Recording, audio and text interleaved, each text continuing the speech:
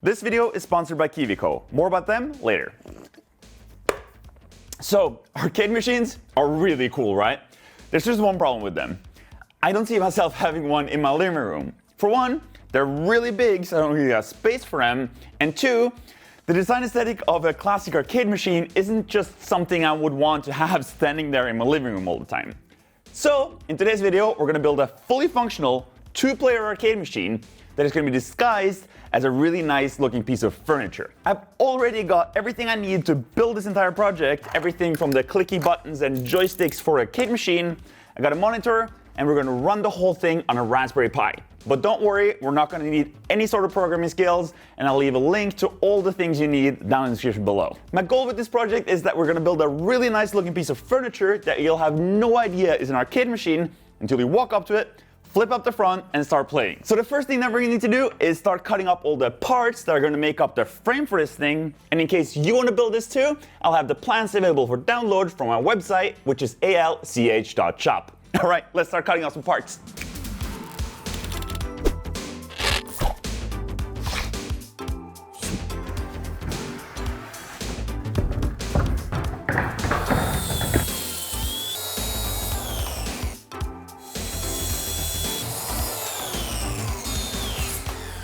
Right, so I've just cut up this big full-size sheet of plywood into 3 a bit more manageable pieces. So we're gonna make this whole project out of just 1 sheet of plywood. I'm gonna use 60mm oak plywood to both give me a really nice finish and also a lot of strength from the plywood inside. Let's move on to the table saw and cut out all our pieces.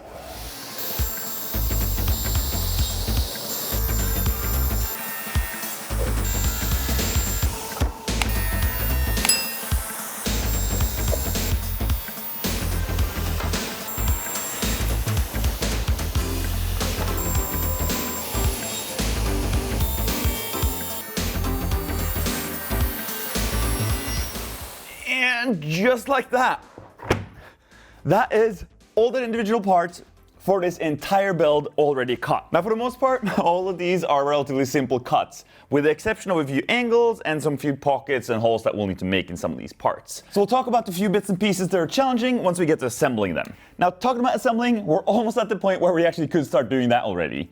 However, I've chosen to make my life a little bit harder yet again. I'm going to do 2 things that are going to make this build a little bit more challenging. One of them is that I don't want to have any visible screws, that we'll have to get a little bit creative with the way we attach pieces together. So we're going to use some wooden biscuits and some more fancy lamella biscuits. We'll talk about these more in a second. Secondly, I don't want any of the plywood edges here to be visible, so I want to cover them up with some edge banding. I'm going to use the same edge banding that I always use. This stuff comes in a roll, and it's basically just wood veneer with hot melt glue in the back.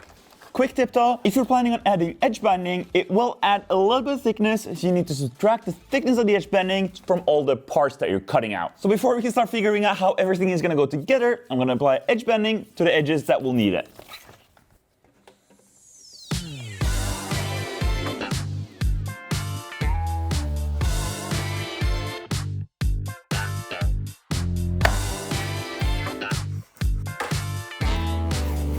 And now that all the edge banding is done, it's time to cut some holes to fit all our different components. And we'll start off with the screen.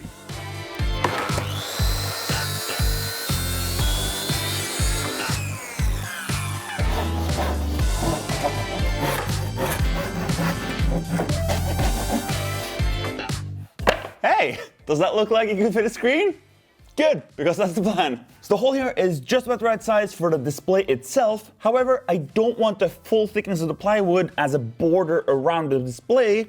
So I'm gonna use my router and router out a little pocket here so that we can have a thinner bevel, let's say, around the display.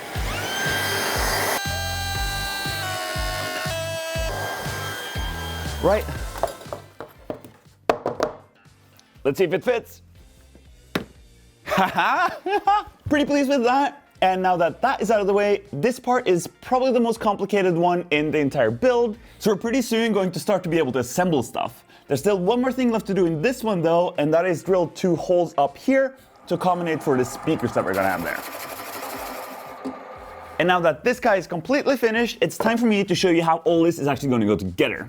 Now we can divide this whole build into two main assemblies. You've got the frame that is going to consist of this part in the middle, a couple of parts on the side and the top, and this thing is what's gonna make up the outer part of this box. Because like I said, from the outside, this is gonna look like a totally plain, normal cabinet. And then obviously that cabinet is gonna have a door, and when it is closed, it's gonna look like any other door. But to open it up, this whole thing is gonna flip down, revealing the surface where all the buttons and the joystick will live, and the screen that is inside of the box is going to be right here. So obviously this door is going to have some thickness to it so that all the wires and the electronics can live inside of here, but we'll worry about that part later. It's time to assemble the main cabinet. Now to start off, the frame for the screen here will be attached in between the two side parts.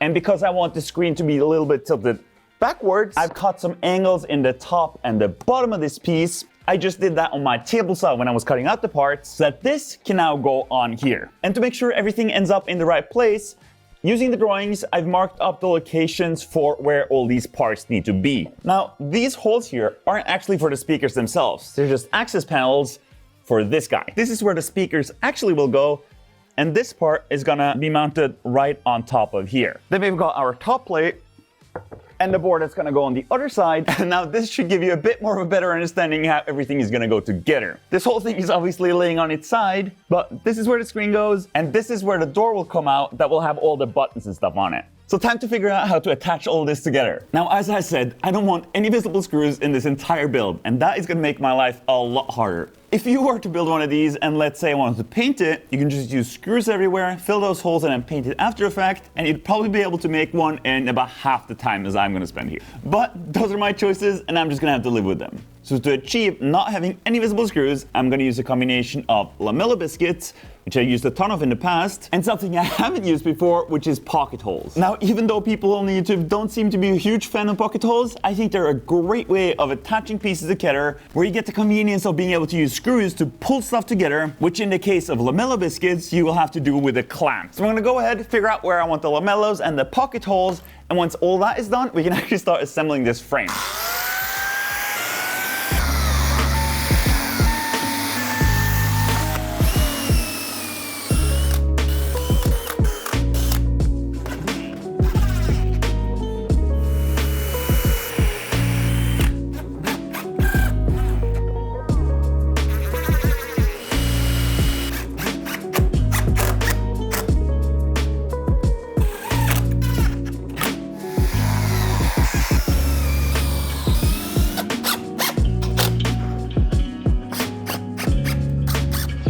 Tell you what, I love pocket holes. They make assembly so much easier, especially in combination with lamella biscuits to keep everything aligned. Now, as you can see, I've already assembled this whole frame. Now, lucky for me, I still get to take this whole thing back apart, sand everything, put it back together with some glue, and then apply finish. Because this thing has a bunch of weird angles, I just really wanted to make sure that everything fit, which, lucky for me, it actually does. Now, there are a few parts on here that you haven't seen yet, like a couple of these parts in the bottom, which will make more sense when we go to assemble the whole thing, and these two parts in the back. These pieces in the back here are both to give some rigidity to the frame, as well as these will be the mounting system to hang it on the wall. They're pretty standard French cleats. That means that there's a 45-degree angle on the bottom here that will interact with the 45 that we're going to attach to the wall, so that when we go to mount it on the wall, it will slide on that 45-degree angle and pull itself towards the wall. Same thing that we did with our media cabinet. All right, time for the most tedious part of this project, which, lucky you get to watch in fast forward. Oh man, I wish I could apply finish in fast forward.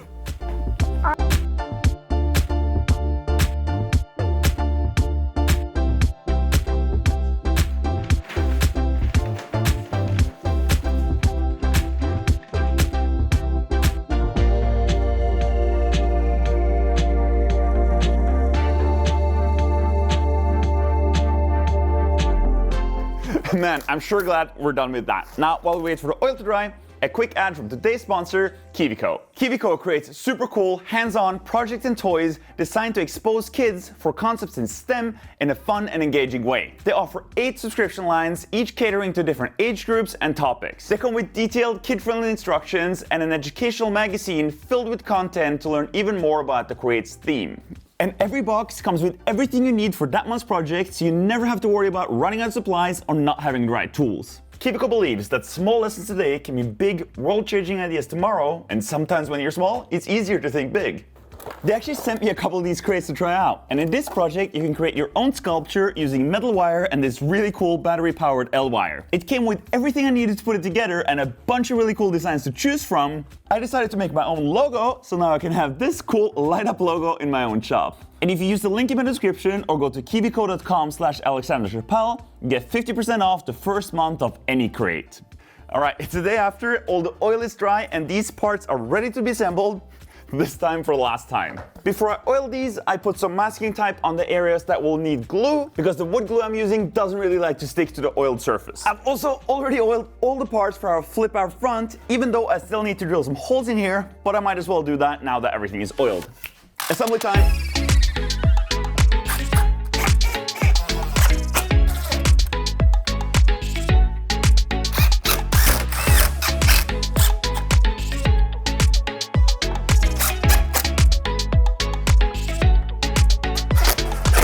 And now that the glue on that thing is drying, we're moving on to the other part of this build, which luckily is considerably easier.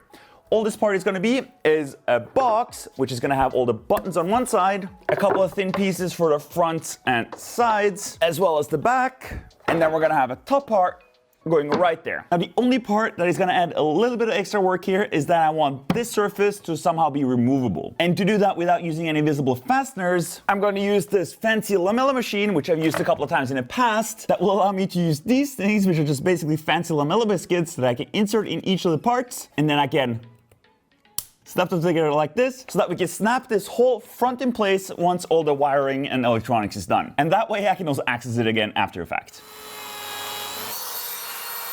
So that machine makes screws for where these plastic pieces can fit in like this. And then the opposite part will go like that, snap into place, and securely hold it. And then with a bit of force, we'll be able to take it back apart.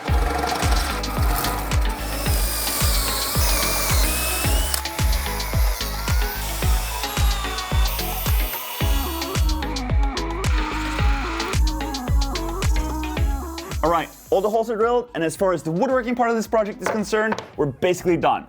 Now it's just about assembling all these parts. And as we do that, I'm going to show you a couple of 3D printed parts I made to serve various purposes in this build. First up is the back piece of this box. This is the part that will be on the bottom when the lid is closed. I've routed out a pocket into the bottom of this, into which we're going to insert this guy. This 3D printed part is going to be the locking mechanism to keep the lid closed, and together with a spring and a brass bolt, it's going to serve as the locking pin. We'll worry about these parts later. For now, we'll just screw in this into this piece, and then we can assemble the rest of the parts.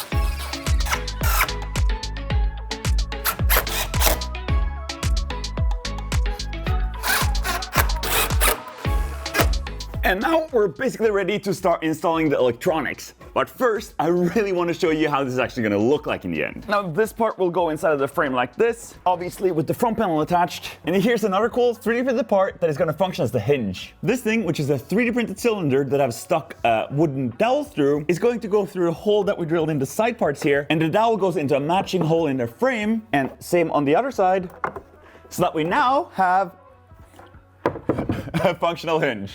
Now this is the first time I see it semi-assembled, and I'm super happy with the way this is turning out. I think this is going to look really good. Next up, electronics. And that part of the project is actually surprisingly easy. I just bought a complete kit from Amazon that included everything I needed to make both the joystick and all the buttons work. The kit comes with a little circuit board where all the buttons and the joystick plug right into, and then it gets converted to a simple USB cable that plugs into your Raspberry Pi. And then everything you need to do is plug in everything to your Raspberry Pi, load up the SD card with the arcade program, and put some games on a USB stick. I'm by no means any expert in doing any of this, and I'd never used the Raspberry Pi before, and even I managed to figure it out. I'll leave a link to a couple of videos that will show you everything that you need to know. So I guess the next step is to get all these buttons hooked up and neatly tucked away in the frame here. However, one more thing. So these are the buttons that came with that kit. They're pretty nice, there's nothing wrong with them. They have a nice connector in the bottom, and they even light up. Only problem is, I don't really like that they light up, and I also don't like the clicky sound. Just listen to this. It's pretty lame, huh? So I bought these guys, classic old school arcade buttons with a big manual switch in the bottom. And these sound much better. So I'm gonna make my life a little bit harder because I now can't use that connector anymore. So I'm gonna have to hook up my own terminals and splice the wires. Luckily, this isn't hard, just a bit tedious.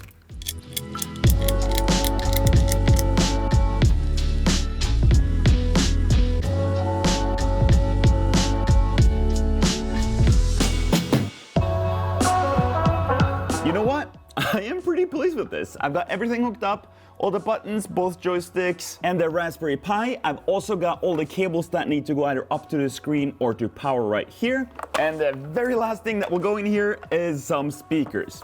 More specifically, the brains for the speakers. This is just a super cheap speaker set I bought that has a bass that I'm not even gonna use because it's so bad, and two okay speakers. The speakers will obviously go above the screen where we drill those holes, and the part that needs to go into the frame is this guy. This thing has a nice little volume knob that is attached to a pop meter in the back here. So I'll take this thing apart, attach the individual components to the frame, and then I'll also extend the wires for this pop meter so that I can have the volume control knob somewhere else.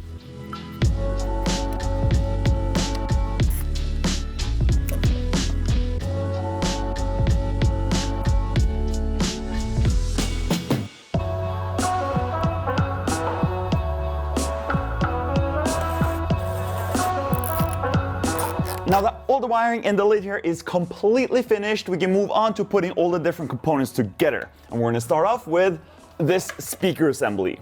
Now I took the speakers out of their plastic casings and glued them onto these pockets that routed out of the back of this part here. Also, because I didn't really like how those speakers looked, I 3D printed a couple of nice covers and glued those onto the front of the speakers. And talking about glue, that's exactly what we're gonna use to attach it to the frame. I did go back and forth between different solutions to attach this part to the frame, but at the end, I figured it would be just as easy to just use a couple of drops of super glue and just glue this piece in place. If I ever need to take it back out, I can just push it out from the back and then glue it back in again. Also, can we just take a quick second to admire how incredibly well this piece actually fits?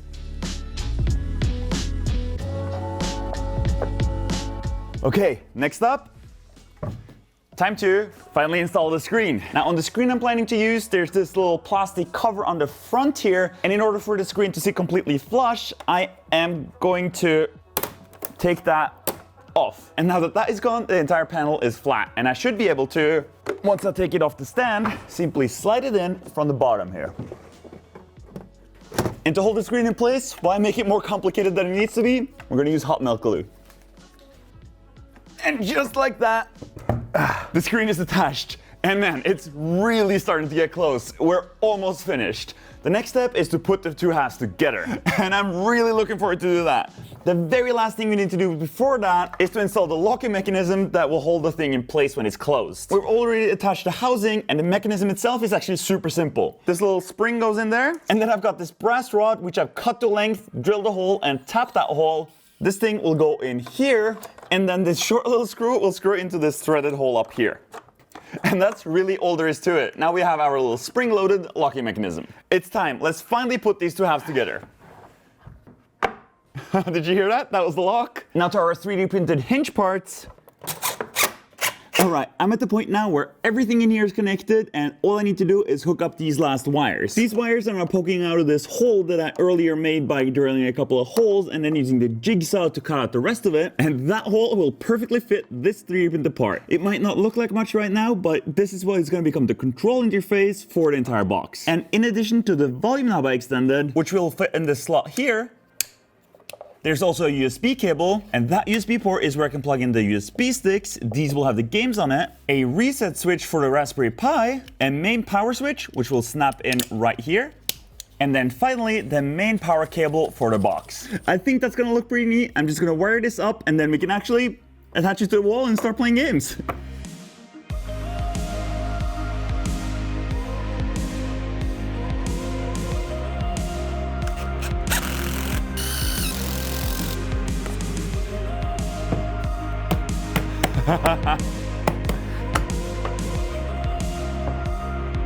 Hey! And now, the last thing that's left to do is just to attach the front, which will slide into a couple of regular lamella biscuits in the bottom for alignment, and then the top, and that's it. We are finished!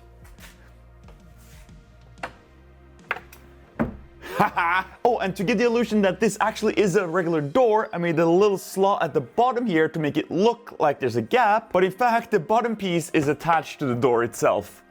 That almost hit me. And to make sure that the door stops in the right place, I've got these little pegs that are normally used to hold up shelves. Oh, and in case you're wondering if everything works, sure does. Now, in terms of games you can have on here, there's obviously tons of rules, and I'm not gonna tell you how to do it. Super easy to find all the information you need online. I'm also just super pleased with the way the latch mechanism here worked, and it seems to hold everything in place really well. Now, in case you want to make one of these, I'll have the complete plans available for download on my website, which is alch.com. There'll also be a link in the description below. But hey, you'll have to excuse me now because I really want to play some arcade games, and you can go watch some of my other videos or start building one of these for yourself. Thanks so much for watching, and I'll see you guys in the next video. Bye bye!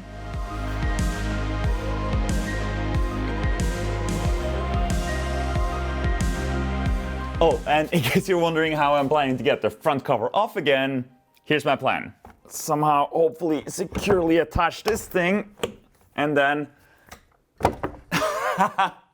And if you're wondering why the corners on this are busted, the first time I did this, I dropped the front cover and busted 3 of the corners.